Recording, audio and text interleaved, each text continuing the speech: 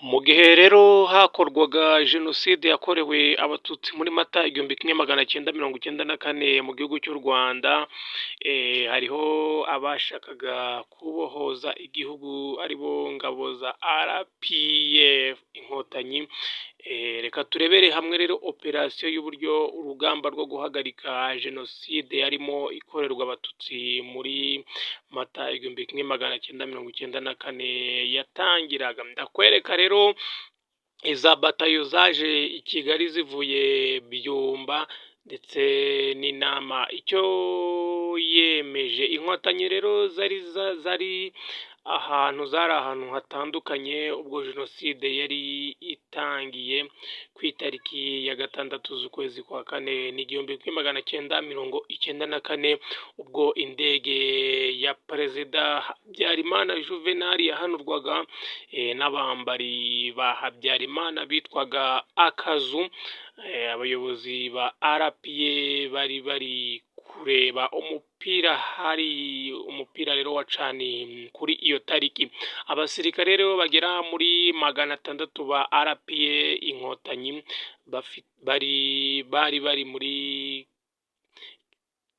cyane nibwo batangiye kumva amasasu menshi n'imiborogo, kuko indege ikiraswa. Nyuma yaho gato abatutsi batangiye kwicwa nubwo byari mu gicuku.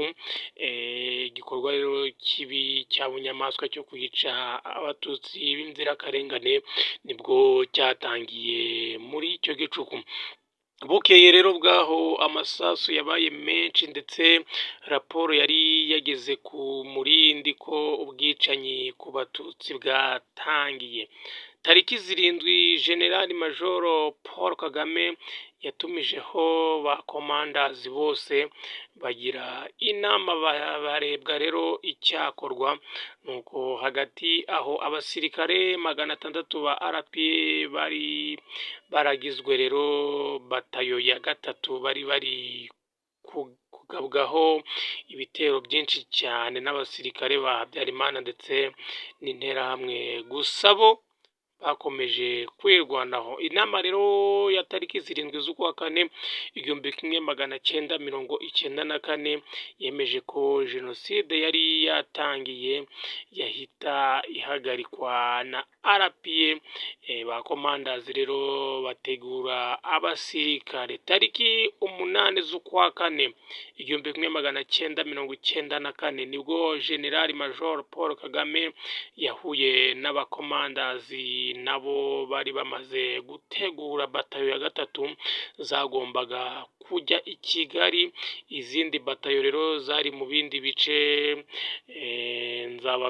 nzabagarukaho cyane mu minsi iri imbere, rero nzaba mbibabwira. Batayo rero zagombaga kujya i Kigali zari Bravo 59 hamwe na Alpha. General Major rero Paul Kagame yabwiye abasirikare bose mu rurimi rw'igiswahili ati mwende mupatie musadamia sita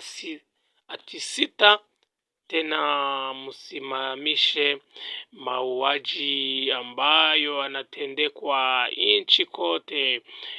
Munaweza na nguvu za kusimamisha mauaji. Ashoje rero ijambo rye abasirikare bose bati ndiyo afande. Izindi rero batayo niko zahise zihaguruka ziza i Kigali. Hari izindi batayo zari ahandi nka batayo y'157 ndetse n'iya 7 bari mu Mutara, nabo bahise batangira kubohora no guhagarika jenoside.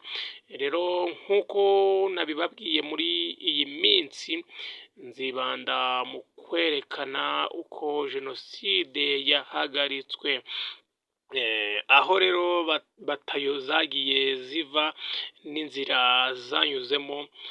Wenda muzagira ishusho ry'urugamba rwo guhagarika jenoside yakorewe abatutsi, uko byagiye bigenda, uko batayo zose zagiye zitwara. Kanda subscribe rero kugira ngo uzakurikire urugamba rwose paka jenoside irangiye, uko babaga barupanze aba basore ba RPA inkotanyi. Njye nari Emmanuel, iyi ni News Line Rwanda. Kora subscribe, kanda like, comment and share.